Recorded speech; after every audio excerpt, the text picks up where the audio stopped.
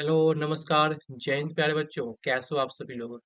बच्चों हम लोग कर रहे थे इस क्लास में बिहार मैट्रिक परीक्षा 2027 के लिए मैथ्स के कुछ वीवीआई इम्पोर्टेंट क्वेश्चन कर रहे थे और क्वेश्चन हम लोग कर रहे थे चैप्टर 1 से जिसका नाम है वास्तविक संख्या।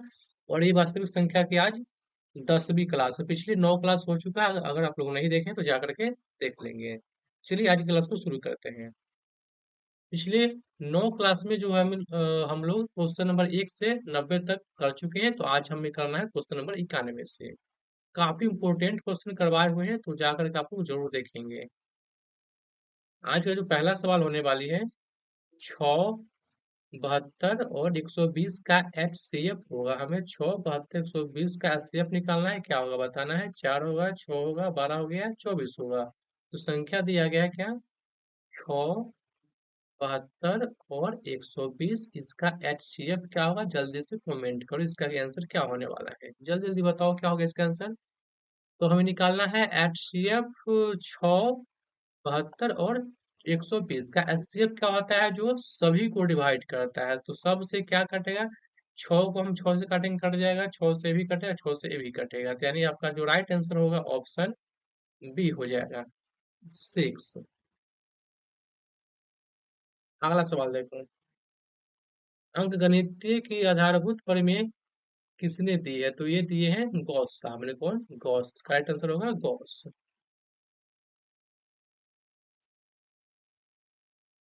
0.32 पे लगा है रैकरिंग का प्रमेय रूप लिखना है। मतलब जो संख्या दिया गया है 0.32 पे लगा है रैकरिंग, इससे हमें पी बटा यानी क्यू, पी बटा क्यू यानी प्रमेय संख्या के रूप में लिखना है। तो इसके लिए हम क्या करते हैं, दशमलव के बाद जो भी संख्या होता है उसको हम लिखते हैं। तो क्या दशमलव के बाद है, 3 है, 2 है।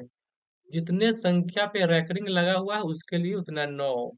तो दोनों पे रैकरिंग है यानी इसके लिए 2 को 9 लिखेंगे, यानी ये आपका राइट आंसर हो जाएगा 32 बटा में 99, जो कि ऑप्शन ए में दिया गया है। अगला सवाल, 1.3 पे लगा है रैकरिंग किसके बराबर है, यानी इसमें भी क्या करना है आपको, 1.3 पे रैकरिंग इसको पी बटा क्यू के रूप में लिखना है। तो हम करते क्या है, दशमलव के बाद जो भी संख्या उसको लिखते हैं। तो दशमलव के बाद क्या है, तो दशमलव के बाद है 3 है। 1 मिनट, देखो इसको हम ऐसे लिख सकते हैं। इस संख्या को हम 1 प्लस 0.3 तो लिख सकते हैं ऐसे करके। तो इसको ऐसे ही रहने दो, इसको लिखो। दशमलव के बाद जो भी संख्या है उसको लिखो।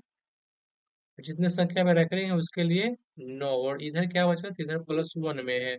अब एलसीएम लेंगे तो 9 कम 9 और 9 3 12, यानी आंसर आएगा 12 बटा में 9, जो कि आपका राइट आंसर है।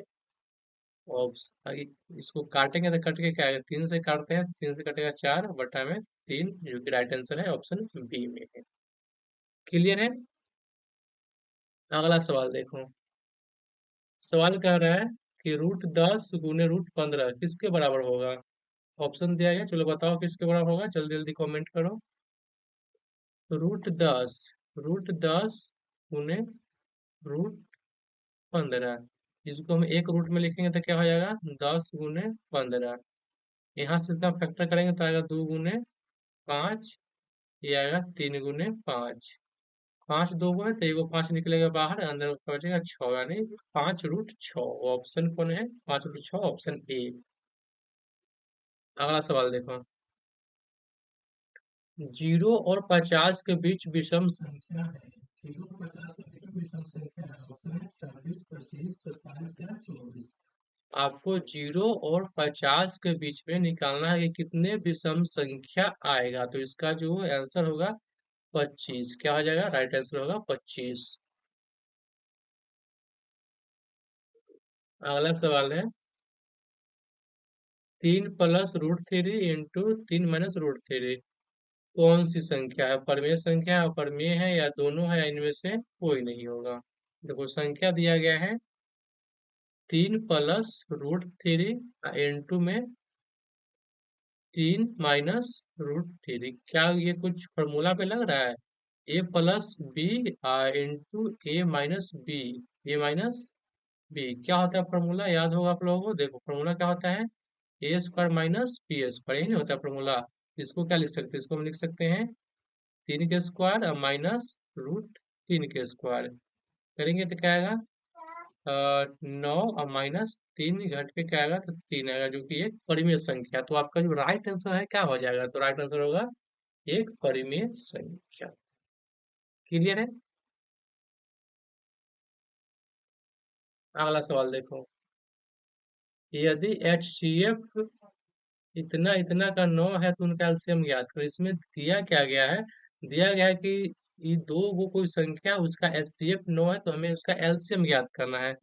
तो हम लोग एक फॉर्मूला पढ़ रखे हैं कि दो कोई भी संख्या दिया गया है A और B, तो उन दोनों संख्याओं का जो होता है गुणनफल बराबर होता है इन दोनों संख्याओं का HCF ना इन दोनों संख्याओं के एलसीएम के क्या होता है, बराबर होता है, फॉर्मूला है।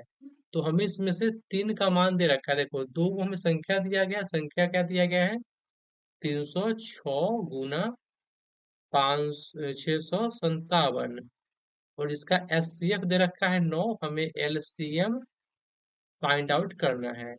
तो इधर गुना में इसे हटाकर तो भाग में हो जाएगा, तो यहाँ से हो जाएगा एलसीएम बराबर 306 गुना 657, इसको डिवाइड करेंगे हम किससे, तो 9 से। 9 से काटोगे तो 9 तिया 27, बचेगा 3, यहाँ से 9 से 36, गुना करके क्या आएगा, तो देखो 34 से गुना करना है किसमें, 657 में, तो इसको हम गुना करेंगे 34 से, 7 चौक 28, 7 चौक 28 के 8, देखो लास्ट में हमें 8 आ रहा है, तो लास्ट में 8 हमें क्या है, एक ही ऑप्शन में है, किसमें है, ए में, तो राइट आंसर हो जाएगा ऑप्शन ए। हम लोग यूनिट डिजिट से इसको कर सकते हैं। अगला क्वेश्चन क्या कह रहा है कि पाई का मान 22/7 है। पाई का मान क्या है, 22/7 है, तो पाई कैसी संख्या है, परिमेय संख्या होगा, अपरिमेय संख्या होगा, भाज्य होगा, या इनमें से कोई नहीं। पाई का मान क्या होता है, 22/7 हमें बताना है, 22/7 क्या है, कौन सी संख्या है, परिमेय होगा, अपरिमेय होगा, अभाज्य हो गया, इनमें से कोई नहीं। तो देखो पाई जो होता है, पाई होता है एक अपरिमेय संख्या होता है, क्या होता है, तो पाई होता है एक अपरिमेय संख्या होता है, लेकिन पाई का जो मान होता है 22/7, ये होता है एक परिमेय संख्या होता है, क्या होता है, तो ये परिमेय संख्या होता है। आपका राइट आंसर क्या होगा, ऑप्शन ए। अगला क्वेश्चन है कि अभाज्य संख्या के गुणनखंडों की संख्या होती है, अभाज्य संख्याओं के गुणनखंडों की संख्या होती है 1, 2, 3 या अनंत। तो हमेशा ध्यान रखना कि अभाज्य संख्याओं का जो गुणनखंड होता है, अभाज्य संख्याओं का जो गुणनखंड होता है कितना होता है, तो इसका गुणनखंड होता है केवल और केवल 2।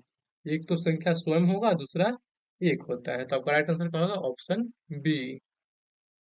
तो ये था आज आप लोगों का 10 VVI क्वेश्चन, जो कि बोर्ड एग्जाम में काफी बार रिपीट होते हैं। तो हम लोग देखो चैप्टर 1 से जो है कि हम लोग 100 ऑब्जेक्टिव क्वेश्चन कर चुके हैं, कितना, तो 100 VVI ऑब्जेक्टिव क्वेश्चन कर चुके हैं, और मुझे नहीं लगता है कि इससे ज्यादा करने की आप लोग की आवश्यकता।